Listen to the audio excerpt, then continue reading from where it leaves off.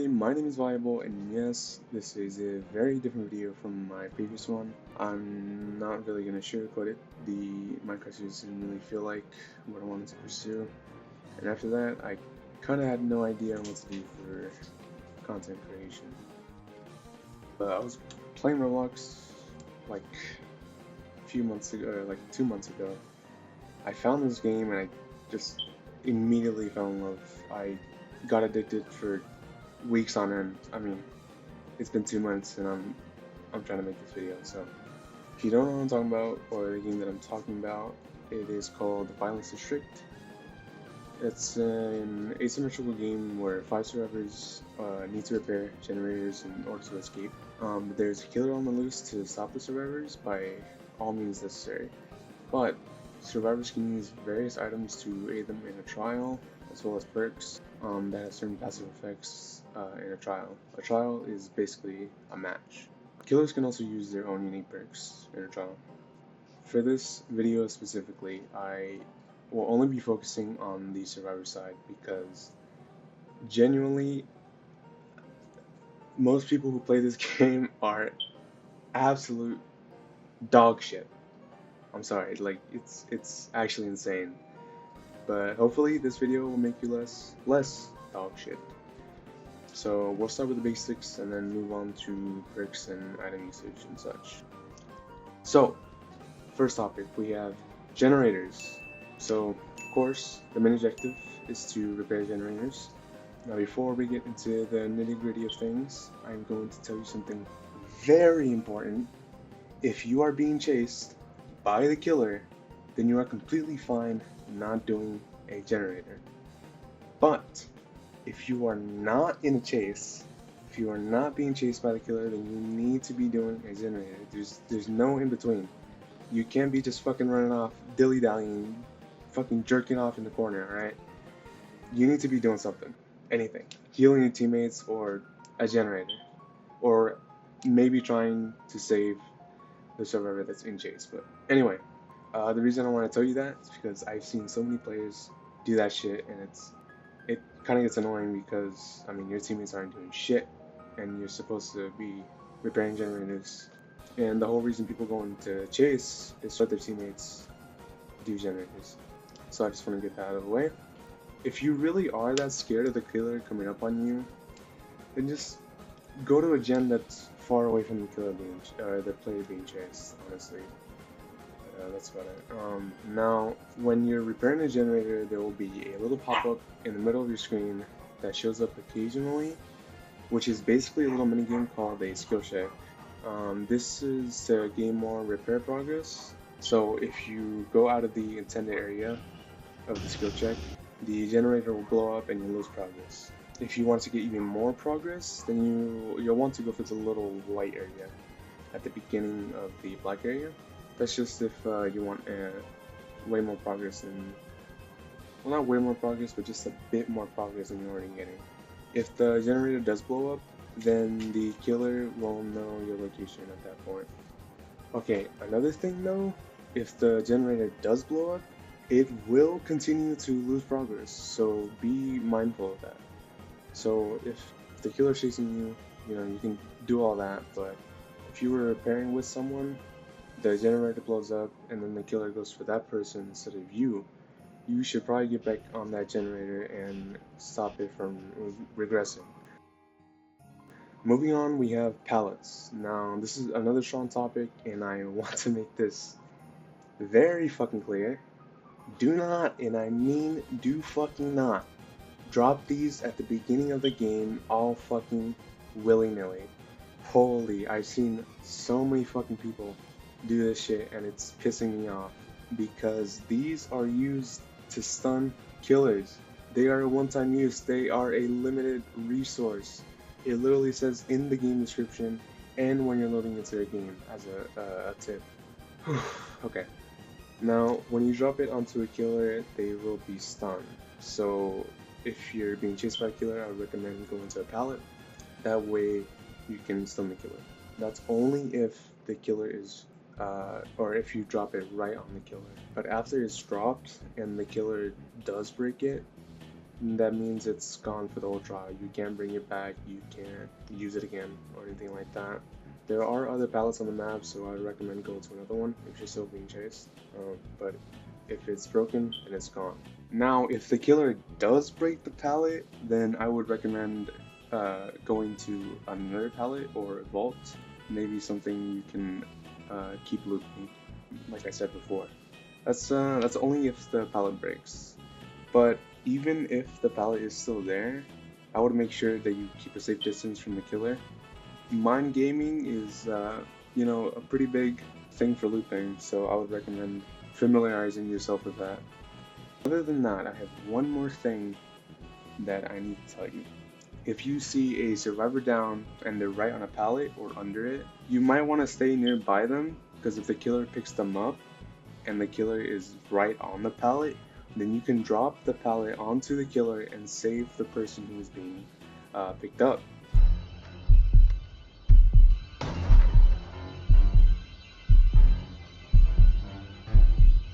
So that is something that you should really keep in mind, considering that some of these killers are kind of OP, and when people get really good at this game, it's really easy for killers to wipe lobbies just like that. So maybe be on the fence on being a hero and thinking about yourself. All right, just want to leave that out there. Moving on to windows and vaults. Now, I haven't seen many issues with vaulting, but one issue that I have seen is that people don't really do it very often. But that's just from my experience. If you really have seen people vault, or you have been using vaults to get out of situations, then you can skip to another part if you want to. This is just like a kind of overview on windows and vaults. When you're being chased, now this goes for looping overall. So when you're being chased, you need to be very aware of your surroundings. Like pallets and windows, you know, anything to loop the killer. Finding a pallet is great, but if you have nothing to work with, then vaulting is basically your next best thing. Now, I do want to make it very clear that not every window is a vault, okay? I've seen one person try to vault a window in Nostromo, but it wasn't a vault.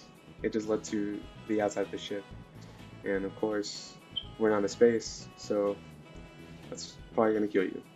I've seen like just a few people make that mistake. It's not really a big issue. That's why I'm not really going like into depth on this. When you are running towards a vault, when you're being chased, I do recommend spamming the vault button. That way, when you actually get near it, it'll auto-lock onto the action, and it'll get you a running vault, which means you'll get a faster vault action, and then it'll get you more distance from the killer. Just be aware though that if the killer is right behind you, chances are if you're doing the action or the animation, then they're still gonna hit you. Doesn't matter what you do. Now, this killer's M1 did get nerfed, but there still might be a chance. I haven't really seen this killer as much anymore, but the Abyss Walker, his M1 hitbox is kind of insane, as well as his lunge. So if you're playing against Abyss Walker, then vaulting is genuinely your last resort. Last resort. This killer is fucking insane. I still don't get why they haven't nerfed him more. I don't know if he can hit you through walls anymore. That was an issue. I haven't seen many people do that, so I don't think that's an issue anymore. I think they patched that because of the nerf. So that's all I really want to talk about windows and vaults. Moving on, we have health states. Holy, you have 2 health states in total. When you're hit by the killer, you lose a health state. So you're hit by the killer and then you're injured. That's your second health state. The next hit you take after you're injured is your last. You'll be downed, which means the killer picks you up and moves you.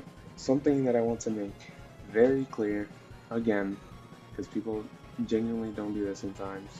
When you are downed, it is best to remain still and recover. If you move while trying to recover, it will not work as it does not progress. I know some people try to move just to get away from the killer. That's not going to work at all because killers either maybe look around just a bit or they just straight up pick up, which is most likely the great thing to do. Now, if they do slug, just please stay still and recover. It's going to help out your teammates so much because if the killer is slugging, then they can just pick you up immediately, or almost immediately, and that'll be helpful for the overall match or trial. One more thing though, if you do get picked up by one of your teammates and the killer is right there, just be aware that you can instantly get down again. So you don't have endurance or like any like invisibility or invincibility frames. Now, endurance is a status effect. It happens when you're unhooked or you unhook yourself. This means that there's a set time where the killer can not hit you at all, or they can hit you, but you don't get down. One last thing. I want to make this really clear, and I really want to engrave this into your brains. Please, please, for the love of God, heal your fucking teammates. If you are with someone and you know that you are both in the clear, then you both need to heal each other. This is very helpful if you've already been hooked. If you've already been hooked, this will be very helpful, and I will elaborate on this in just a bit. I've seen so many fucking players not heal each other at all. And even as killer, I get fucking frustrated because the games go by so easily because people are not healing each other. So when you unhook someone, or if you are hooked and you got unhooked by your teammate, then you should make sure that the killer is somewhere far away. And if you know they're far away, then start healing each other. For the love of God, if you are both injured, or if the person hooked is injured, well, of course they're gonna be hooked since they just got off the hook. But still, please, please, please, please heal your teammates. Heal each other. For the love of God. Find a spot that you know you won't be found, at least. Moving on to hook states, or hooks. When you are down and the killer picks you up, you will be taken to a hook. Now, hooks are the things around the map that look like those lampposts with full of blood under it. So when you get picked up by a killer, you will start to wiggle. At the bottom of the screen, it should say wiggle. Now that bar is going to fill up by itself. You don't do anything to fill it up, and most likely you're not going to get the wiggle. So just be aware of that. Now, when you are hooked, you gain a hook state. This means 3 hook states and you're out. You're out of the trial. You're dead. You can keep track of your own or your teammates' hook states on the bottom left of the screen, where your character portraits are. Now the hook states are the little white slashes above your portrait, and it is very important to keep track of these because it can really determine the game quite a bit. I'm gonna be honest. Depending on the hook states that you have, it'd be really good to keep track of those. If you do have low hook states, which means you haven't gotten hooked like at all, I would suggest you try to get the killer on you and have the killer chase you rather than your teammates, so your teammates have a better chance of escaping as well as yourself. So when you unhook someone or are being unhooked and you know the killer is far away, like I said, it's best to start healing straight off the hook. Now, when the killer is close to your hook for a certain amount of time, there is an anti-camp, which means you'll be able to unhook yourself. So if you can't save your teammate, but you know there's a loop nearby the hook, then I would suggest looping that until the anti-camp fills up and your teammate can get off the hook. Just be absolutely sure that the anti-camp progress is full. It should say 100% to unhook yourself at the bottom, so be absolutely sure of that. Now that we have the basics out of the way, I am going to move on to items. So firstly, we have Twist of Fate, or the revolver. First off, this item has permanent ammo, which means you can shoot it as much as you want. But there is a catch to it. This item grants you a 60% chance of stunning the killer, but if it doesn't happen, which is the 40%, then you will lose a health state. So basically, when you shoot it, it'll either stun the killer, or if you shoot it, it'll blow up and you lose a health state. So this is basically kind of a last resort if you're already injured, but if you're not, take the shot, honestly. This item is typically used when you want to save someone as you're being picked up, but if you're being chased, you can still use it if it's your last resort. You do need to aim it though. I wouldn't recommend this item, but that's just my opinion. I've seen a lot of people use it, so it's really your own choice if you do want to. Now, the next item we have is Motion Tracker. This item tells you whether or not the killer is getting nearby.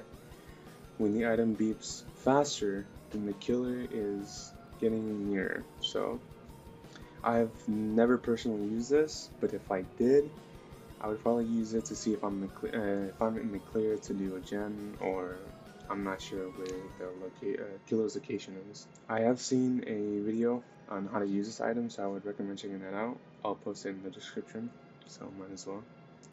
Moving on to the gate. This item is used to summon a portal that allows you to teleport to a random part of the map. This means you can teleport to the farthest part of the map that you can be from where you just were, or literally just a couple steps away. I've seen this happen to a few people. This is more of a escape chase item. Really, only use this if you're a fucking pussy. That's all I have to say.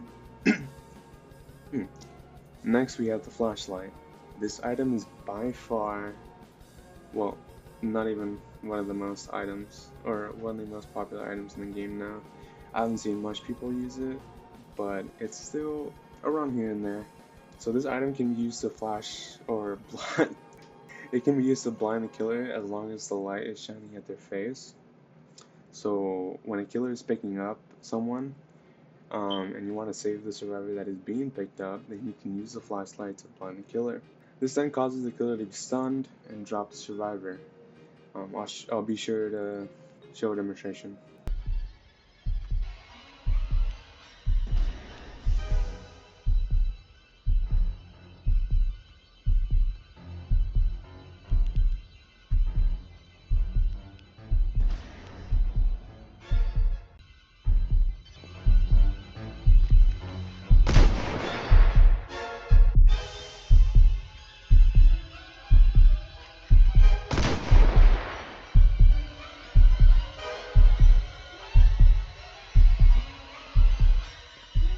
I would recommend using this item if you low-key want to be the hero. I mean, this is the top item to do that, honestly.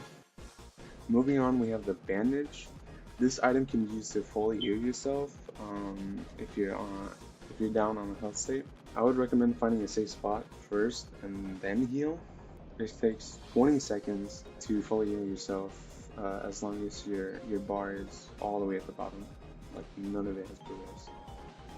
Typically, this item is a one-time use, but if you were being healed and it was cut off at some point, then you can use this item to finish healing, which could lead to it being 2 uses. Next, we have the parrying dagger.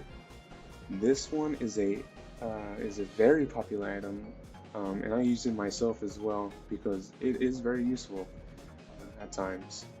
So using this item allows you to stun the killer when they're about to hit you. If you know you're about to be hit, you can use this item to stun the killer, but you have to be absolutely sure that the hit will make contact or else it will not work. This has happened to me multiple times where I'm sure, quote unquote, that the hit is gonna hit, but it doesn't, and I just look like a fucking dumbass in front of the killer. So this item does have infinite uses, but it has a 40-second cooldown after one use. Lastly, we have the Adrenaline Shot. This item allows you to gain a 10% speed boost after using it, but when the initial boost is done, you gain a 10% slowness debuff for 3 seconds. So this item takes 90 seconds to recharge after one use. Be mindful of that. So if you're using that, I would recommend using it to escape from a chase. Now, this is after the nerf, so I haven't really used it as much. I have been using it more now. It's still good, I guess. It's something. But before the nerf, it was 30% speed boost, which was really broken with speed perks. I kind of wish they kept it, but I understand why they did nerf it. I still would recommend using this item. Now this is kind of you know, like a subsection, not really like a big thing to go over, but to buy items and perks you need screws and emblems. Items can only be bought with screws, and perks can only be bought with emblems, which are the two icons at the top right of the screen in the main menu or in the main lobby. I'll be sure to put a picture right here. Now, when you buy a perk, you can upgrade it 2 times using your screws. So upgrading perks will make sense when looking at the descriptions and uses of a perk. I will elaborate on this in a bit. Screws and emblems are attainable by literally just playing the game. Just grind the game. But this also depends on how well you do in a trial or a match. So the longer you survive in the chase, the more screws you get. The longer you repair a generator, the more screws you get. If you save someone by any means necessary, you gain screws. If you stun the killer, you gain screws. If you escape, you gain screws and more emblems. So that's just, you know, a little subsection, just to get you going with grinding, I guess.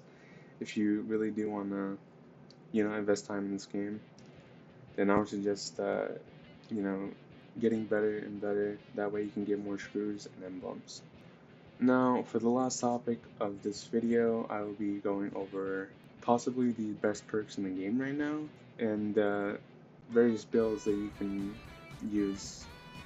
But this is only really your choice, what perks you want to do. I'm just telling you what I've been using and what I think would be beneficial to you or your teammates. But it's really up to you on what you want to do. So firstly, we have an in-chase build. The perks for this build are Great Collapse, Time to Grow Up, and Snake Step. Now, Snake Step can be substituted for another perk. I forgot what it was called, but I'll be sure to find it and put it on the screen as well. The item for this build is either the gate or the dagger, so choose one of those for this build. Now the perk Great Collapse. Stunning the killer gives you a 20, 30, 30% speed boost for 2 to 3 seconds. I will elaborate on the percent and time in just a bit. Like I said before, Time to Grow Up. After being hit by the killer, extend your speed boost by 1 to 3 seconds. Now, what it means by this is after you get hit by the killer, you'll get a little bit of speed boost, and this goes for any game, even if you don't have the perk. So this perk allows you to have an extended time on that. Snake Step. While crouched, get a 60, 70, 80% speed boost. Now this is only when you crouch, so when you're crouching, it'll basically be like you're running but crouching. I've only used this perk a few times, and from what I've seen, I think it's the walking speed, but snake, but when crouching. So this build is overall great if you're in a chase or you want to be chased. Using these speed perks can allow you to gain more distance, which allows you to use your gate efficiently. Or if you can't use your gate, then I would suggest using the dagger for parries. Now when it says 20, 30, 40, or 1 to 3 seconds, something like that in a perk description, excuse me, The percent or time depends on the perk tier. So let's say I have a tier that is, or I have a perk that is tier 2, then that means it'll only be 30% or 2 seconds. But if my perk is tier 3, then it's the highest it can be, so 40% or 3 seconds. Now, like I said before, if you don't want to use the gate and run away like a pussy, use the dagger, since it's a very useful item when in chase or when about to be in chase. Moving on, we have the healing build.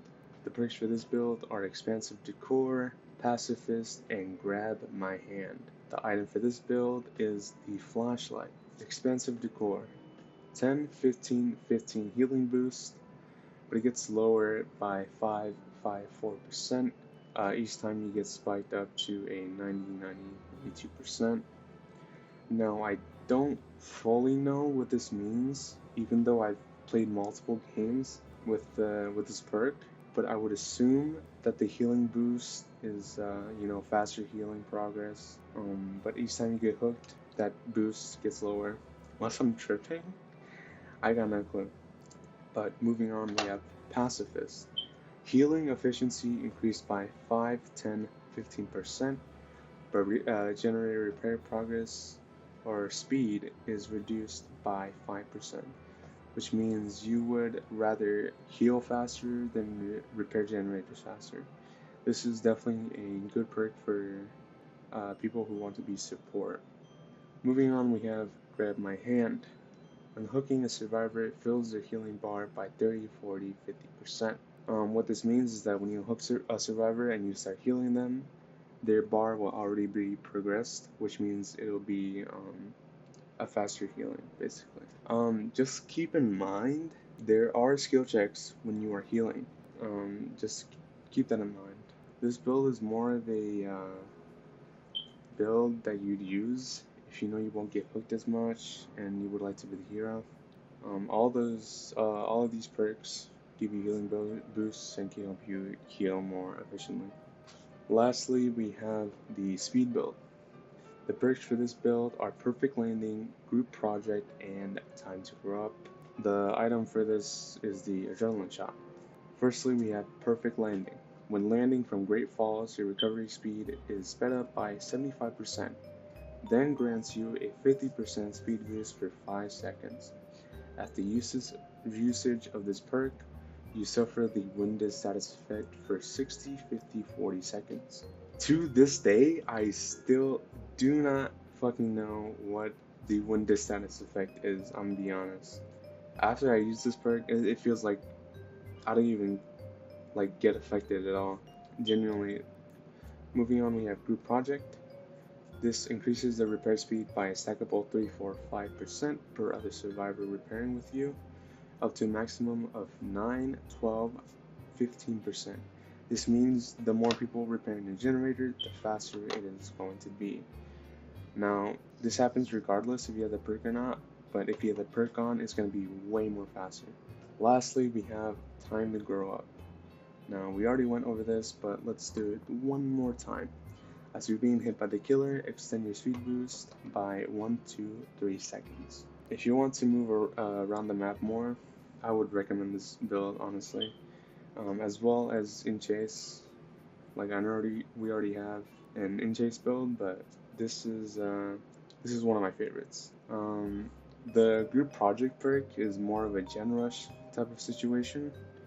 A gen rush is basically where like all the survivors are basically repairing a gen either at the same time and they get a lot of those done, or they're just working on one and then they go on to the next and go on to the next really quickly.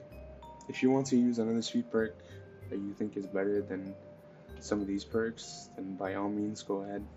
I mean, like I said, it's all up to you on what perks you want to use. I'm just telling you what I've been using and what has helped me the most. Anyway, I hope you guys learned a lot from this video, and hopefully it'll make you less terrible at the game, less shitty.